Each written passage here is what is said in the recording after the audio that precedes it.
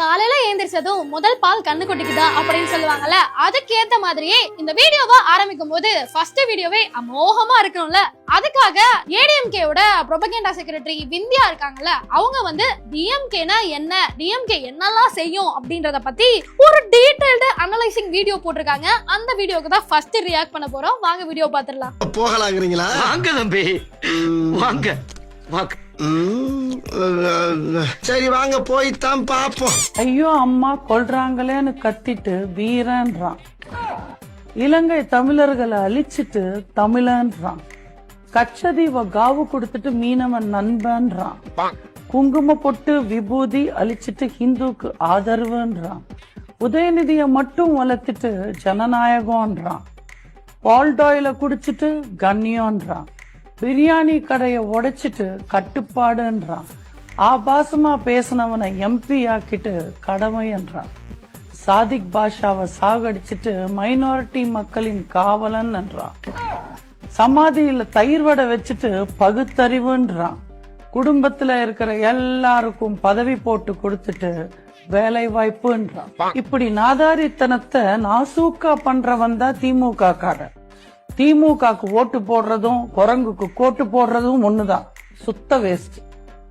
Actually அக்கா இதுவரை சொன்னது கூட எனக்கு குபீர் சிரிப்பு வரல. கடைசியில ஒரு விஷயம் சொன்னாங்க, திமுகக்கு ஓட்டு போடுறதும் குரங்குக்கு கோட்டு போடுறதும் ஒண்ணு அப்படின்ட்டு. இந்த ஒப்பிடுதலை எப்படி பார்க்கலாம், எனக்கு எப்படி எடுத்துக்கிறதுன்னு தெரியல.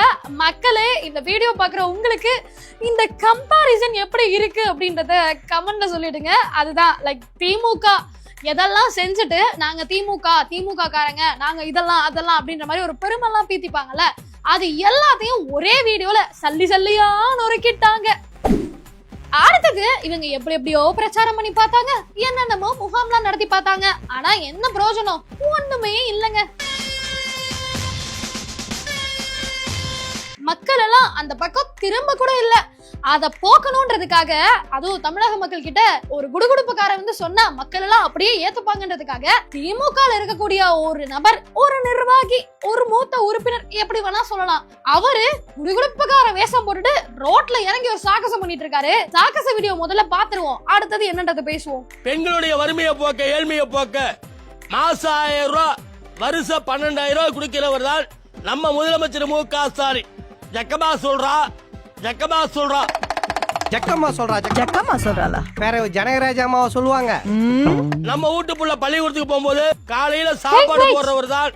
என்னடா இது, நான் கூட குடுகுடுப்புக்கார வேஷம் போட்டுட்டு பிரச்சாரம் பண்றாருன்னு நினைச்சேன். ஆனா அவர் பிரச்சாரம் பண்றதுலயும் ஒரு மார்க்கெட்டிங். அதாவது கருப்பு பனியன், சிவப்பு வேட்டி, இதுல இருந்து என்ன தெரியுது? திமுக கொடி கலர். ஜப்பான்கார என்னென்னமோ கண்டுபிடிக்கிறா, நான் எதை கண்டுபிடிச்சிட்டு வந்து இப்படி எல்லாமா விளம்பரம் பண்ணுவாங்க. நான் கூட இவங்க விளம்பர மாடல் அரசுங்க அப்படின்னு பொதுமக்கள்லாம் ஒரு குற்றச்சாட்டை சொல்லும் போது, ஏங்க செய்யறத வெளியே சொல்றாங்க, இதுல தப்பென்ன இருக்கு அப்படின்ற ஒரு மைண்ட் செட்ல தான் இருந்தேன். ஆனா அண்ணனோட காஸ்டியூமை பார்க்கும் பொழுது மக்கள் எல்லாம் அப்படி சொல்றதுல தவறே இல்லைன்னு தோணுதுங்க. நம்ம முதலமைச்சர் மு.க. ஸ்டாலின் திமுக கூட்டணி தான் ஜெயிக்கும். எல்லாத்தையும் கூட்டிட்டு போய் கொண்டு குவிச்சிட்டு ஓடி ஒழிகிற தலைவர் நம்ம தலைவர் இல்ல. மக்களை காப்பாற்றக்கூடிய முதலமைச்சர் தான் நம்மளுடைய முதலமைச்சர் மு.க. ஸ்டாலின். ஜக்கமா சொல்றா. அதாவது ரொம்ப புதுவிதமா ஒரு பிரச்சாரத்தை பண்ணிருக்காரு. என்னன்னா, ஜக்கமா சொல்றாளா, நம்ம தலைவர் தான் மறுபடியும் முதலமைச்சர் ஆகணும், நம்ம மக்கள் எல்லாம் பார்க்காதவங்க எல்லாம் யாருமே முதலமைச்சர் ஆகக்கூடாதுங்க, நம்ம தலைவர் தான் வரணும் அப்படின்றத வித்தியாசமான முறையில வந்து பிரச்சாரம் பண்ணி மக்கள் கிட்ட ஓட்டு சேகரிச்சிட்டு இருக்காங்க. இந்த ஐடியா கொஞ்சம் புதுசா இருக்குனே. ஆனா இது புதுசா இருக்கு. எனக்கு தெரிஞ்சு திமுக காரங்களுக்கு மட்டும்தான் இந்த மாதிரி திணுசா தோணும் போல. அடுத்தது, காலங்காலமா சிலர் வந்து நான் பரம்பரை திமுகல இருக்கேன் அப்படிம்பாங்க. அவங்க கிட்ட கூப்பிட்டு, சார் நீங்க என்னவா இருக்கீங்க அப்படின்னு கேட்டா, நான் உயிர் தொண்டனா இருக்கேங்க, அதீத தொண்டனா இருக்கேங்க அப்படிம்பாங்க.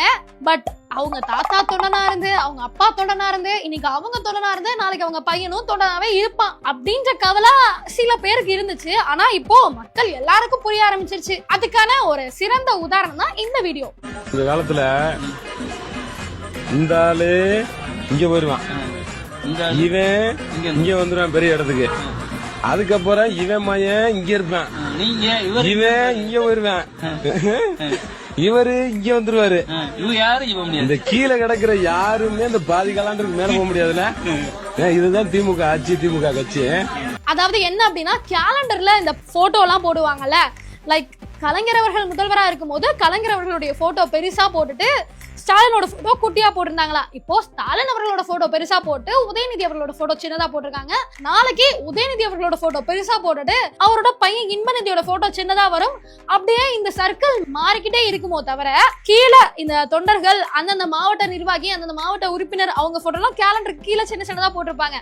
அந்த போட்டோ எல்லாம் ஒருபோதும் பெருசா வரவே வராது. இதுதாங்க திராவிட மாடல் ஆட்சி, இனிமேலாவது திருந்துங்கடா அப்படின்னு நான் சொல்லல, இந்த வீடியோ போட அண்ணன் சொல்லியிருக்காரு.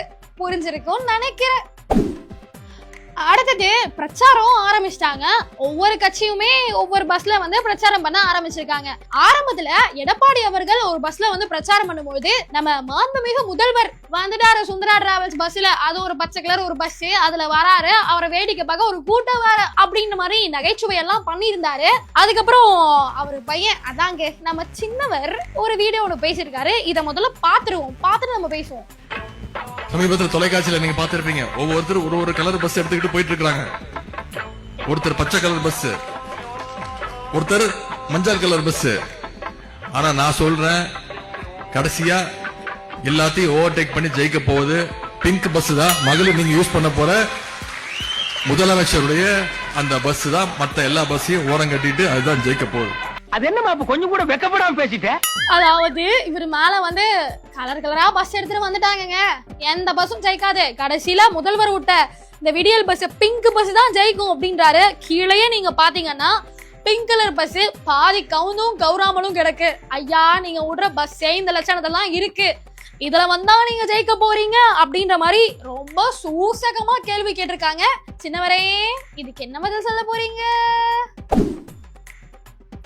அடுத்தது என்ன அப்படின்னா, இந்த 4.5 வருடங்கள்ல நாங்க எவ்வளவு கட்டுமானங்கள்லாம் பண்ணிருக்கோம் தெரியுமா? பொதுமக்களுக்கெல்லாம் இன்னைக்கு எவ்வளவு பயனுள்ளதா இருக்கு தெரியுமா? இன்னைக்கு எல்லாம் மகிழ்ச்சி வெள்ளத்துல மிதக்குறாங்கன்னா அதுக்கு நாங்க பண்ண நலத்திட்டங்களும் உதவிகளும் தாங்க காரணம் அப்படின்னு சொல்லிட்டு திமுக சேர்ந்தவங்க நிறைய பேர் சொல்லிட்டு இருக்காங்க. அதுக்கான ஒரு சின்ன சாம்பிள் வீடியோ தான் இது, இத பாத்துருங்க முதல்ல.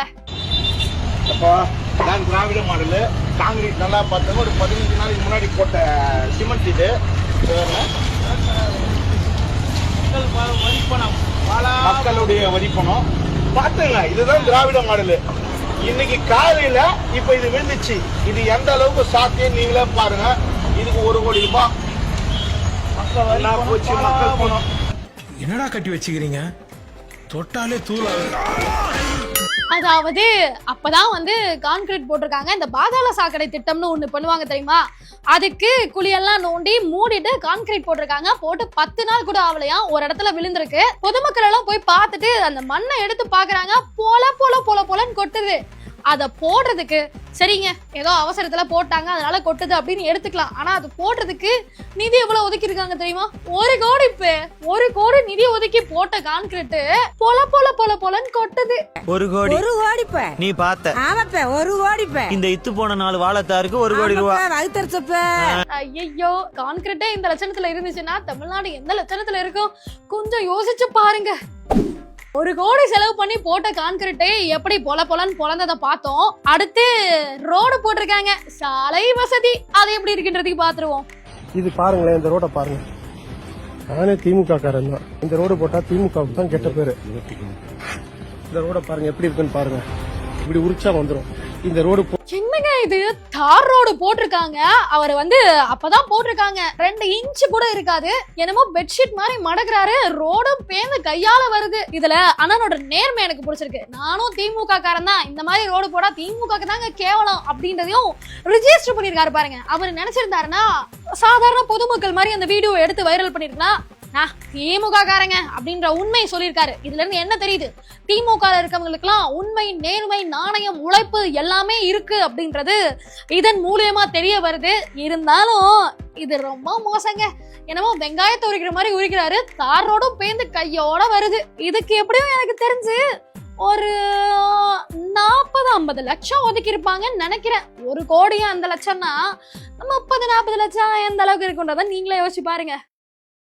இன்னைக்கு அச்சூஸ் ரியாக்ஷன்ல நம்ம திமுகவை பத்தி மக்கள் என்ன பேசுறாங்க, திமுக ஆட்சியில என்னென்ன செஞ்சாங்க அப்படின்ற திராவிட மாடலை பற்றிய தொகுப்பா தான் இந்த வீடியோ இருந்திருக்குன்னு நினைக்கிறேன். சோ இந்த மாதிரி அச்சஸ் ரியாக்ஷன்ல வேற எந்த கண்டென்ட் எடுத்து ரியாக்ட் பண்ணலாம் அப்படின்றத மறக்காம கமெண்ட்ல சொல்லிடுங்க. இந்த வீடியோ உங்களுக்கு பிடிச்சிருந்துச்சு அப்படின்னா மறக்காம இந்த வீடியோக்கு ஒரு லைக் போட்டுருங்க. இந்த வீடியோவை குடும்பங்கள் கொண்டாடும் வெற்றியா உங்க குடும்பங்கள் எல்லாருக்கும் ஷேர் பண்ணி விட்டுருங்க. அது போக மறக்காம உங்களுடைய கருத்துக்கள் எல்லாத்தையுமே கமெண்ட் செக்ஷன்ல பதிவு பண்ணிடுங்க. பேசு தமிழா பேசிக்கு சப்ஸ்கிரைப் பண்ணிடுங்க.